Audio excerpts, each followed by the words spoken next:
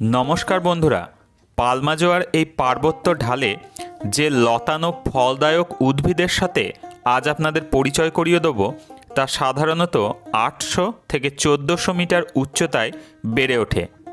উদ্ভিদটির বিজ্ঞানসম্মত নাম অ্যাক্টিনিডিয়া ডেলিশিওসা।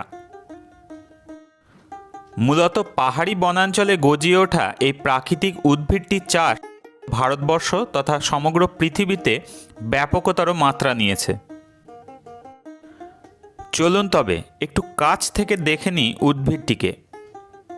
এটি হচ্ছে কিউই ফলের গাছ। আপনারা হয়তো কিউই ফল সবাই খেয়েছেন। একটু পরেই আপনাদের কিউই ফলটা দেখাবো, তবে আমি জীবনে প্রথমবার কিউই ফলের গাছ দেখলাম। দেখুন, পাতাগুলো প্রচণ্ড পুরু, নিচের অংশটি রোমশ কিন্তু কাঁটাবিহীন এবং গভীর সবুজ বর্ণের। আসুন দেখি কিউই ফলটি।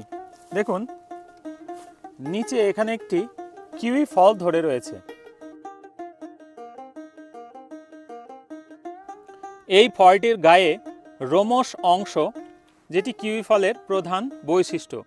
এই কিউই ফলটি কাটলে কিন্তু ভিতরের যে পাল্প অংশটি আপনি পাবেন সেটি গাঢ় সবুজ বর্ণের। তবে পৃথিবীর কিছু অংশে গোল্ডেন কিউইও কিন্তু পাওয়া যায়। আমার একটি অন্যতম পছন্দের ফল হলো কিউই। আশা করি এই ভিডিওটি আপনাদের ভালো লাগবে।